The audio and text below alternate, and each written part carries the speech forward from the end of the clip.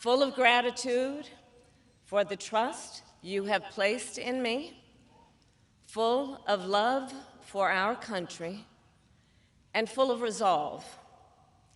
The outcome of this election is not what we wanted, not what we fought for, not what we voted for, but hear me when I say, the light of America's promise will always burn bright. As long as we never give up, and as long as we keep fighting.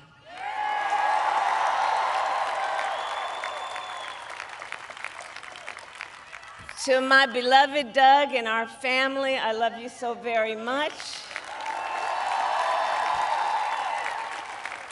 To President Biden and Dr. Biden, thank you for your faith and support. To Governor Walz and the Walz family, I know your service to our nation will continue.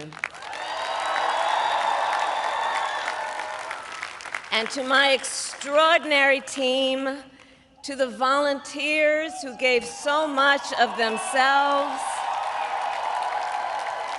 to the poll workers and the local election officials, I thank you all. Look, I am so proud of the race we ran and the way we ran it. Over the 107 days of this campaign, we have been intentional about building community and building coalitions, bringing people together from every walk of life and background, united by love of country, with enthusiasm and joy in our fight for America's future. And we did it with the knowledge that we all have so much more in common than what separates us. Now, I know folks are feeling and experiencing a range of emotions right now. I get it. But we must accept the results of this election. Earlier today, I spoke with President-elect Trump and congratulated him on his victory.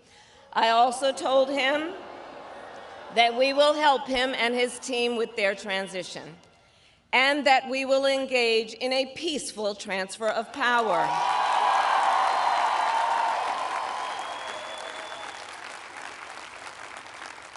A fundamental principle of American democracy is that when we lose an election, we accept the results. That principle, as much as any other, distinguishes democracy from monarchy or tyranny. And anyone who seeks the public trust must honor it. At the same time, in our nation, we owe loyalty not to a president or a party, but to the Constitution of the United States.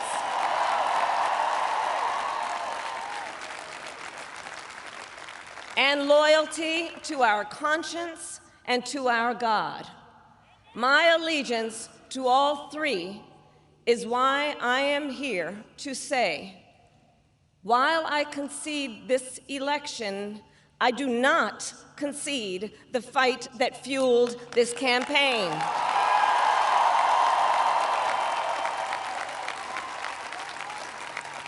The fight for freedom, for opportunity, for fairness, and the dignity of all people. A fight for the ideals at the heart of our nation, the ideals that reflect America at our best. That is a fight I will never give up.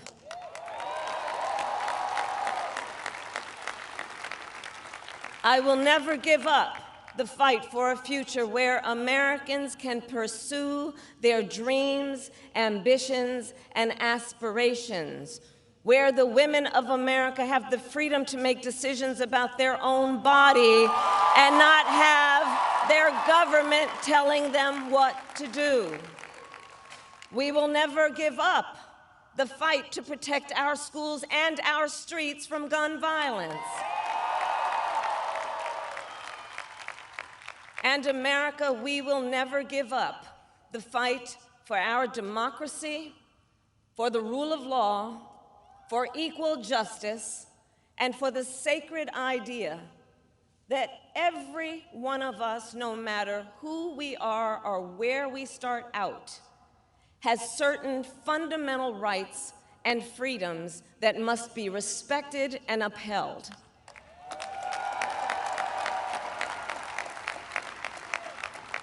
And we will continue to wage this fight in the voting booth, in the courts, and in the public square.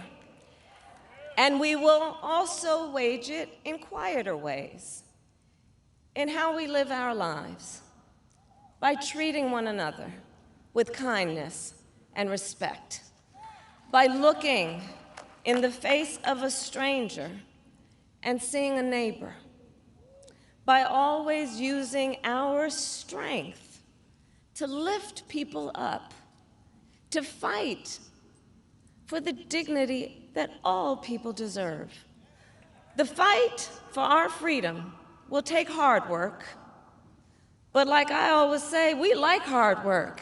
Hard work is good work. Hard work can be joyful work. And the fight for our country is always worth it. It is always worth it.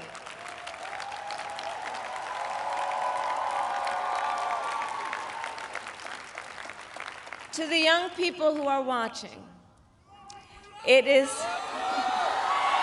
I love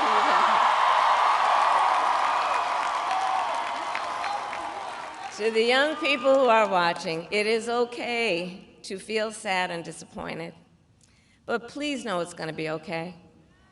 On the campaign, I would often say, when we fight, we win. But here's the thing.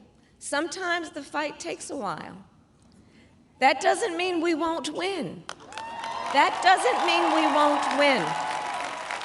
The important thing is don't ever give up. Don't ever give up. Don't ever stop trying to make the world a better place. You have power. You have power. And don't you ever listen when anyone tells you something is impossible because it has never been done before.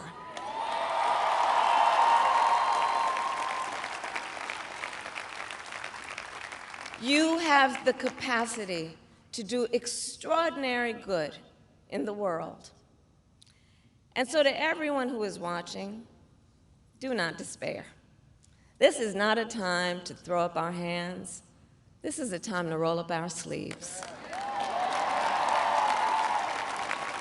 This is a time to organize, to mobilize, and to stay engaged for the sake of freedom and justice, and the future that we all know we can build together.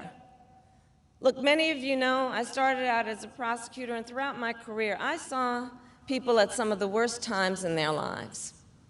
People who had suffered great harm and great pain, and yet found within themselves the strength and the courage and the resolve to take the stand, to take a stand, to fight for justice, to fight for themselves, to fight for others. So let their courage be our inspiration. Let their determination be our charge. And I'll close with this. There's an adage an historian once called a law of history, true of every society across the ages. The adage is, only when it is dark enough can you see the stars. I know many people feel like we are entering a dark time, but for the benefit of us all, I hope that is not the case. But here's the thing, America, if it is, let us fill the sky with the light of a brilliant, brilliant billion of stars. The light of optimism, of faith, of truth, and service.